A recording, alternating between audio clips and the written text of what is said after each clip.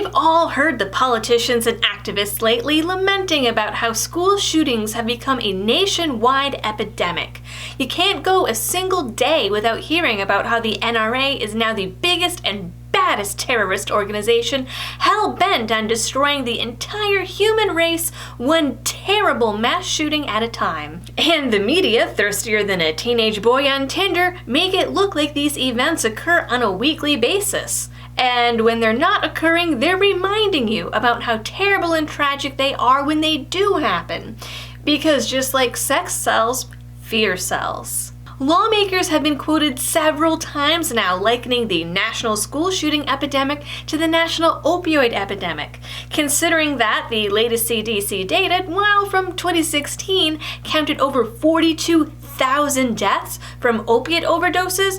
That is a really scary comparison. Except school shootings aren't actually a nationwide epidemic and definitely not on par with the nation's problems with heroin and fentanyl. While 42,000 people died from opiates in 2016, only 20 people died in school shootings in both 2016 and 2017 put together, and that data comes directly from Everytown for Gun Safety's website. Oh, snap! According to both the National Institute of Justice and the National Center for Juvenile Justice, school crime rates have actually been decreasing since the 1990s.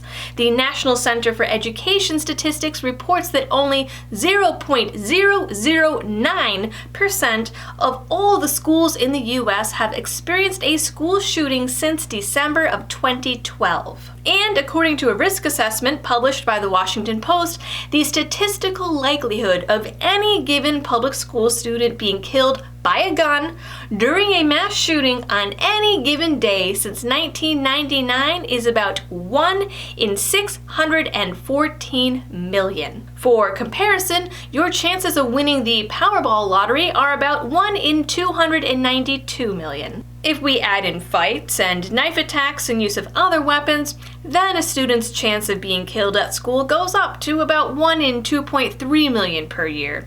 But still, it's less than your odds of being hit by lightning, drowning in your own bathtub, or even dying in a tragic bicycle accident.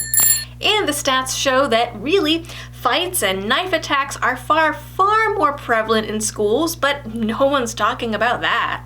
In fact, the risk of dying in a school shooting is one of the lowest mortality risks a child faces. It's below car accidents, dying from a sport accident. It's even below catching a weird and rare deadly disease. So why are school shootings seen as the single biggest risk to today's children? Because unfortunately, our perceptions of risk change when there's children involved. Risk feels even more threatening when we don't have control, and parents who send their children to school are relinquishing their control over their child's safety to the school. Add to that risk is typically assessed emotionally rather than logically, and any real assessment of the problem goes right out the window. It breeds fear, the media sells on fear, and the cycle continues. Because we see it on the media all the time, our brain assumes it's an event that actually happens all the time. And it doesn't help that all of the databases and activist groups and media outlets seem to have different definitions of school shootings, which ends up giving us conflated numbers that aren't exactly accurate.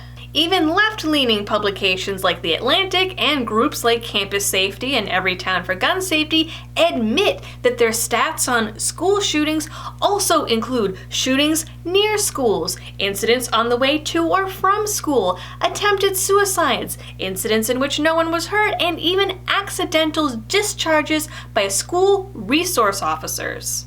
When you take all of those extras out, there have actually only been 22 shootings at elementary and high schools since 1990 in which 2 or more people were killed. According to a CDC report, only 15% of school shootings result in multiple homicides. Not quite the epidemic the media is leading us to believe. That isn't to say that these events aren't tragic, because they are.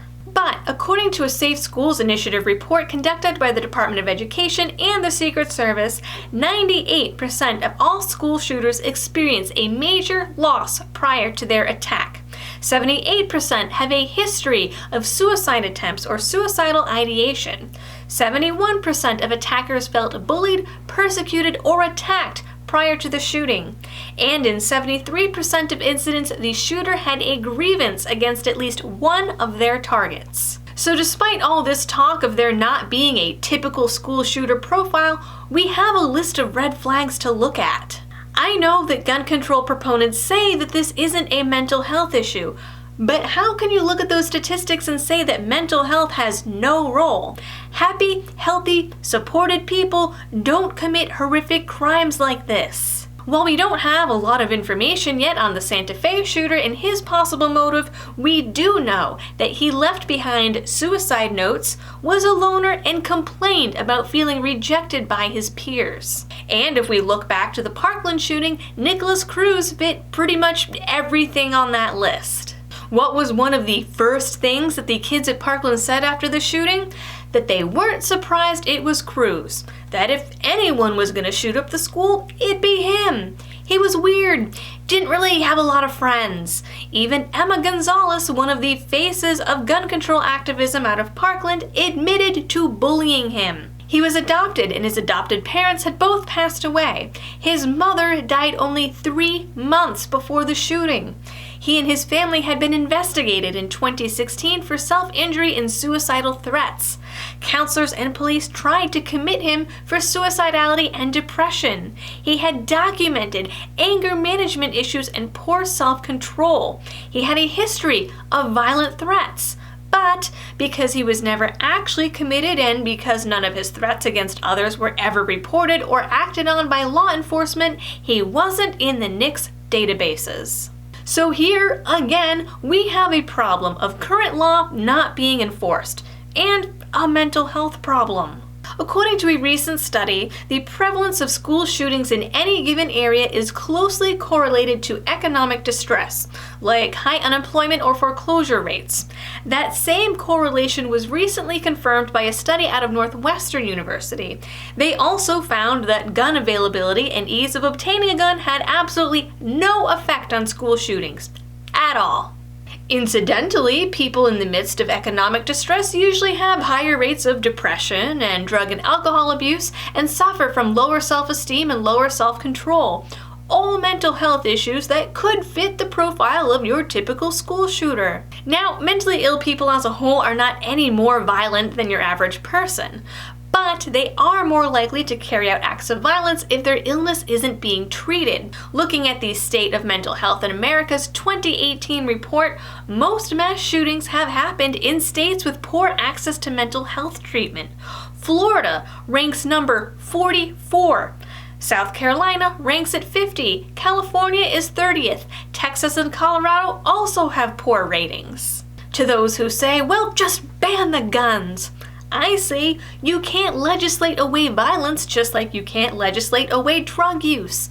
Just like heroin, if you really want a gun, you can walk down to pretty much any street corner in a major city and find a guy who knows a guy who knows a guy who knows a guy. And if you're hell-bent on committing violence, the weapon doesn't really matter.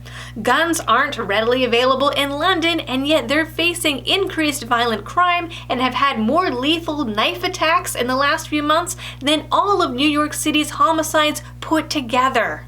Ignoring the reality of mental health isn't going to make shootings go away. As long as we blame the symptom and not the problem, we are never going to find a cure.